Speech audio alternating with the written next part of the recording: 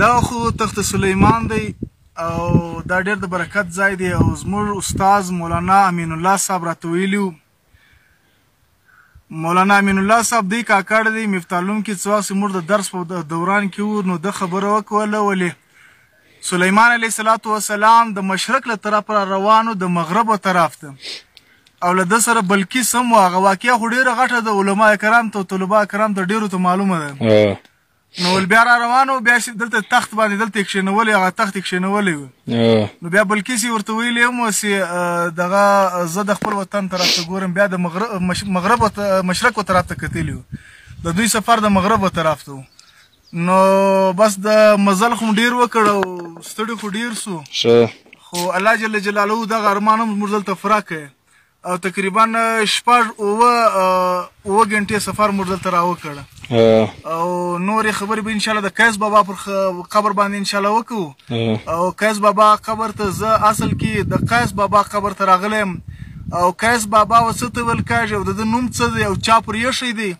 او دی څوک له کومه ځایه راغلی دی دغه تعریف هم مولوي صاحب راته وکړه. دا هلته د ده پر قبر باندې سکشن انشاءالله که د خدای خوښ و هلته به کوو انشاءالله. ټیک سو سید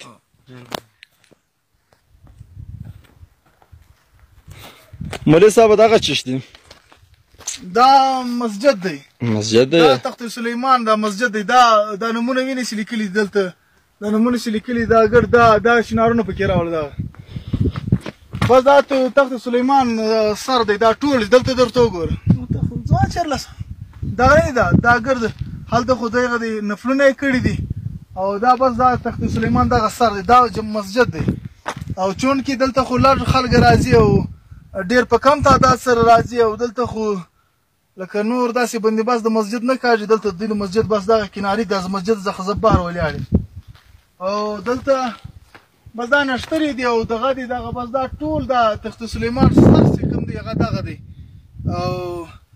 موږ خو په دغه باندې راغلي زموږ غرض او مقصد خو هم دغه وی بس د الله نبي وی سلیمان علیه السلام ډېر اوچت پیغمبر وی په دنیا کې څلورو باچاهانو پر ګردو دنیا باندې باچاهي کړې ده. په هغه کې یو سلیمان علیه السلام دی پر تمامه دنیا باچاهي کړې ده او دی خو مسلمان په دې کې دوه مسلمان دي او دوه کافران دي او په دې کې مسلمانانو کې سلیمان علیه السلام پر تمامه دنیا باچاهي کړې ده. جنات د ده په حکم کې وه جنات چې کوم دي دا د ده په حکم کې وه او هوا د ده په حکم کې وه او دلته چې تخت راوړی دی هم دا په هوا باندې راوړی دی او دا صحیح تحقیق زما استاد را کړی دی دا زه له خپله ځانه نه غږم او الحمدلله بس خدای پاک د الله نبي و پیغمبر وی الله پاک موږ ته دلته د زیارت هم را نصیب کړ. اوبه د کیس که بابا تعریف قبر راته وکړي او انشاءالله دلته چې لږ وارسته د قیس بابا قبر دی انشاءالله هلته به بیا هم څه خبرې وکړو انشاءالله. ټیک ماشاءالله سبحان الله. مولوي صاحب دا کمره د څه دپاره ده؟ دا کمره خو اصل کې دا خو د تخت سلیمان پر سر باندې ده نو دا مسافرین حضرات راځي نو هغه په شپه پکې تېروي نو داسې حساب وي چې هغه دوی راتلای نه سي په لارې باندې څه سهولیات نه وي بس دا کمره هغوی دپاره هم بالکل الحمدلله بالکل ډېره غټه د نعمت دی د مسافرینو دپاره. دا کمره کې دلته راوه د کمره پکې ښکاره کړه دا ډېره ښه ده څومره محنت یې کړی دی ګوره دورې غټې ډبرې او دغه له غاړې دا ښایسته کمره جوړه کړې ده او دلته یو بله خبر هم ده دلته الله جل جلاله قدرتي او معجزه به وي لا به هر څه وي دلته مار نه پیدا کېږي لړم نه پیدا کېږي خرزنده سي څوک چا باندې دغه کوي حمله کوي یا ضرر رسوي او د ریچ په باره کې اورېدلي دي هغه یش چې دی هغه ملاویږي کله کله او دغه ملاویږي هغه زمریان او لوان شان هم ملاویږي خو هغه چا د ضرر نه دی رسولی ماشاءالله هیرن نه دی هوسۍ دا هوسۍ دلته اوس ما ته ګړنګ کې هغه کوم مقامي سړی سوی ما ته وویل دا غرو کې دلته اوس په دې غارو باندې هوسۍ هیرن چې کومه ده هغه ننوتې دي دلته ښه ډېرې وي خو بس ډېر ښه ځای دی ګلدره ښکار سره دوی بس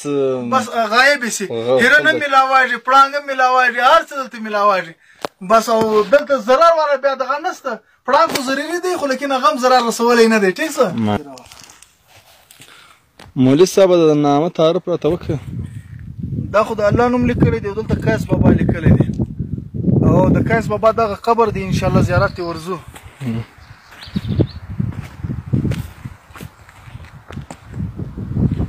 مولوي صاحب ما داسې وتر مولوي صاحب دا اوس دا موږ غره نه راغلي یو او دورې تکلیفونه هم کړي دورې ستړي هم کړي د دې یو مقصد دی یو معنا دا څه معنا ده خدای موږ ته دغه وکړه. دا خو موږ الحمدلله ډېر غټ سفر راوکړ او الله جل جلاله ښه په خیر خیریت سره راپوره کړي. زموږ د کلي خپلې غورلمې ځوانان چې وه 11 کسان موږ را روان سوي وو. دلته چې موږ راغلو زموږ مقصد او غرض څه وایي زموږ مقصد او غرض دا وایي چې موږ تختیل سلیمان ته وخیازو او یو صحابي دی د صحابي قبر موږ زیارت وکړو. دا قیس بابا هلته چې نوم لیکلی دی دا قیس بابا نماژي د ده نوم عبدالرشید دی او د ده نوم چا ایښی دی د ده نوم محمد رسول الله ایښی دی. دا د ګردو پښتنو پلار دی بابا دی دا بابا یې په دغه بولي. د تاریخ کتابونه لیکي یو عالم ما ته خبره کوله ولې حضور پاک علیه الصلاة والسلام وده ته د بطحان لقب هم ورکړی.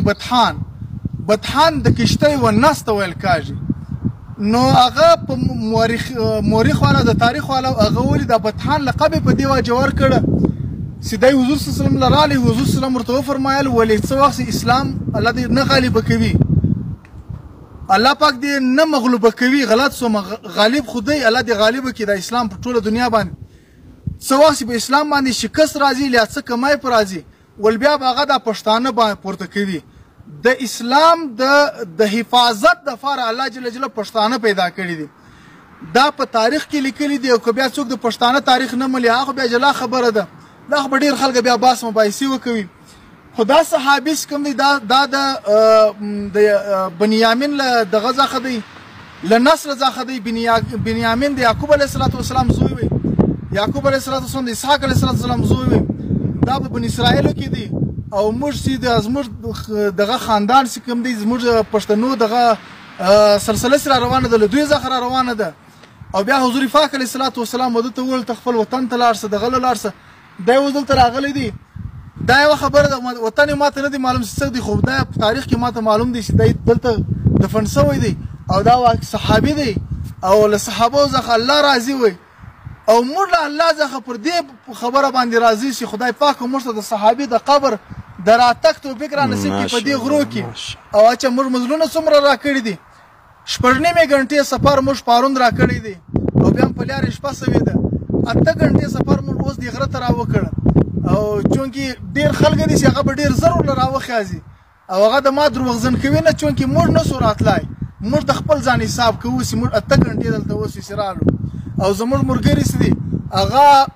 څه له مخه راوختل او زه خو په خپله چې وم زه په 8 غنټې کې وم خدای پاک راورسولم د صحابي و قبر ته ولاړم. یو وخت زه سیند ته تللی وم د تبلیغ په سلسله کې. مولوي صاحب ستا سره موږ یو درېدل غواړو چې دا د ویډیو دا جوړه کړي چې مولوي صاحب خبره وکړي. جوړ دی یو وخت کې دغه زه سیند ته تللی وم په سیند کې یو غټه هدره او قبرستان وي په سیند کې غټ قبرستان وي نو بیا هغه قبرستان ته موږ ورغلو نو بیا هغه قبرستان کې موږ ما ورته وویل ما ولې دلته خو دا ډېر غټ زوړ قبرستان دی په د ټټا ښار کې نو ما ولې دلته موږ اورېدلی دي چې دلته دغه د صحابه کرام رضی الله اجمعین قبرونه دي. سپین ږیری سړی په عربي ما جواب راکړي لا نصدق ولا نکذب ول دا خبره نه دروغجن کومه او نه رښتین کومه هغه وجه دا ده چې دلته صحابه سته قبرونه سته زه یې پېژنم نه او دلته خو الحمدلله موږ قبر پېژنو له دې مزله څخه راختلی نه سو نن الحمدلله الله جل جلاله موږ ته د صحابي د قبر د لیدلو توفیق را نصیب کړ. یو وخت اصحاب بابا زیارت ته زه تللی وم پېښور ته هلته صحابه دي او هغه تحقیق حسن جان رحمت الله علیه کړی دی او ډېر سخت تحقیق یې کړی دی. هلته هم صحابه دي 100 ګزه قبر یې جوړ کړی وی نو په دې کې ډېر صحابه شهیدان سوي دي د افغانستان له طرفه څخه خرج شوي دي پاکستان ته بیا یې دلته قبرونه وو بیا د اصحاب بابا زیارت نوم پرې ایښی دی هغه له زه ورغلی یم الحمدلله د هغو صحابه او زیارت هم الله را نصیب کړی دی او خدای پاک د وکړي پنجکور کې دي په بلوڅو کې